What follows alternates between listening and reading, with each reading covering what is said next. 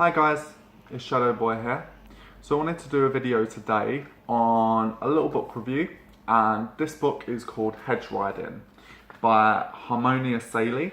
I'm really sorry if you're watching this and I've got your name wrong.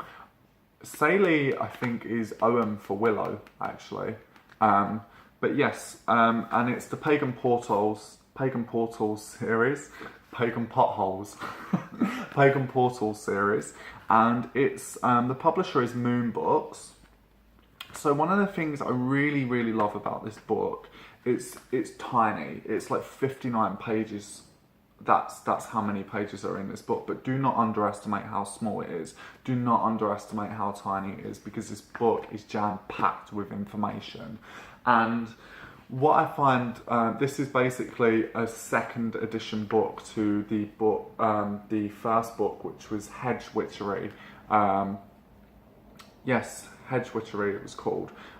So this is basically going into the aspect of hedge riding. And one of the things I find really funny about hedge crossing, or taking a toad leap or a hare leap into the unseen, as I like to call it, people talk about a lot. They're like, oh, you know, taking a hare leap into the unseen, fetch spirit flight and flying out and this and that and the other. But people don't really go into it. People don't really say, well, actually, here's how you do that. You know, and I think there are a couple of books that perhaps touch lightly on it, but there aren't books that go more in depth with it. And this book does. And that's one of the things I like about this book, the fact that it's got various different methods on how to do that. And what I loved about this book is it actually gives you, yeah, here we are. It actually gives you a flying ointment recipe, a safe flying ointment recipe. So anybody that wants to try it can try it, and it teaches you to do it for incense. It teaches you to do it for ointment, and it's safe. And I love that. I really enjoyed that. There are other books. The other things I like about this book is that the author has noted down their personal journeys.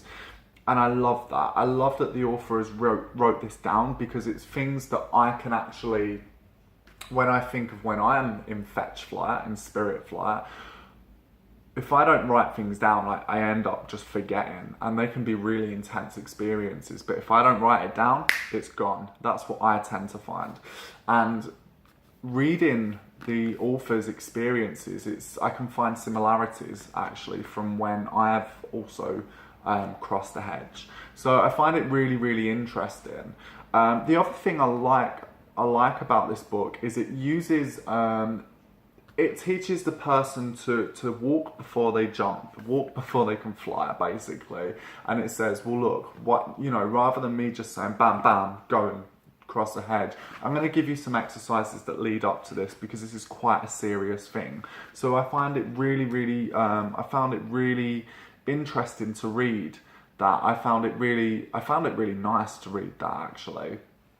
And so yeah, I found it lovely. And I also found it nice that the author has said that hedge riding is such a personal thing, and anybody that has done it will know that it is such a personal thing. It's such an intimate thing, but it's such a personal thing to each and every individual, and it will differ. And I love that the author has acknowledged that. I find that really lovely.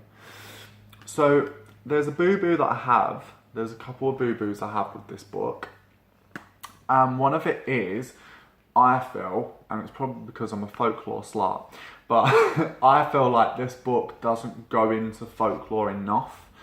It does incorporate things like Rowan as protection, but I feel like it could have gone more into that.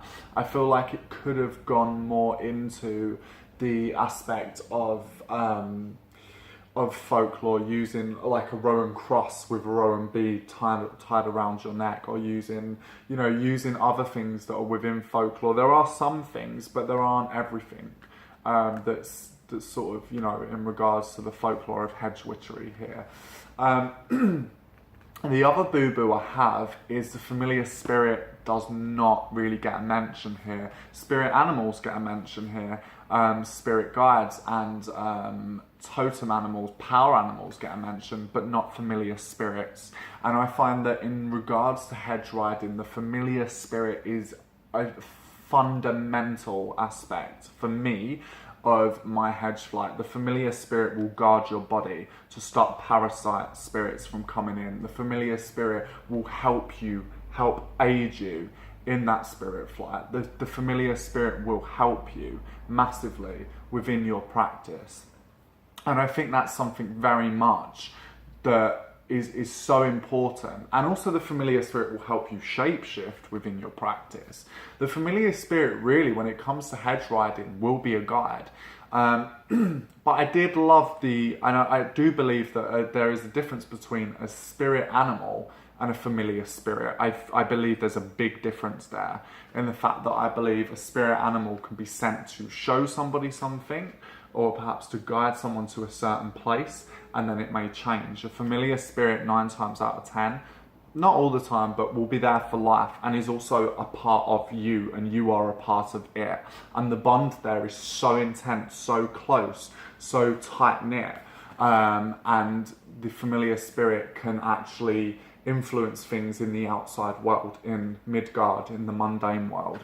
But I love the fact that the author went through the different worlds as well. I love the fact that the author, if I'm not... yes. So the author also practices like an Irish form of shamanism. And this book is very shamanic, and it's just really lovely hearing it. It's lovely to actually read someone's different thoughts on hedge witchery and hedge riding. And I love the fact that this book goes into it more, because I think a lot of places, a lot of people and a lot of authors tend to go, oh, hedge riding, spirit flight, and it's like, that's great, but you know, whereas this book is kind of a how-to guide. And I think not just from the point of, I feel I know how to hedge ride, but I like to hear other people's methods to get into the other world, other people's methods to take a hair leap into the unseen. And that's what I like to hear. I like to hear different methods. I like to hear different practices. I'm very interested in how different people practice compared to mine. And yeah, this book, 59 pages, but do not underestimate it. Little book, big information. So yeah, in terms of this book, I found it a really pleasant read, and it was just really delightful to read. I sat and read it and had a shisha, because we've got a shisha bar downstairs to us, which is toxic for me because I actually love smoking, believe it or not. Don't smoke tobacco anymore, but I love smoking. So yeah, I sat there with a shisha and just read through the whole book, and it was amazing. It was very lovely on a Sunday afternoon. It was just a lovely book to read. So if you guys are wanting to look into hedge riding more, I would recommend this book, because it has safe flying ointment here, and I think there are a lot of people that go straight into using the poisonous flying ointment, the traditional method, which is fucking dangerous if you don't know what you're doing. And it's stupid if you don't know what you're doing. So I think this book is good for that. And I think, you know, flying ointment is useful, flying ointment is handy, and I do use poisonous flying ointment, but it's been trial, a lot of trial and baby trial. It's not a thing that you just jump into straight away, and I think this book is fantastic for mentioning that. So yes, over and out, and peace.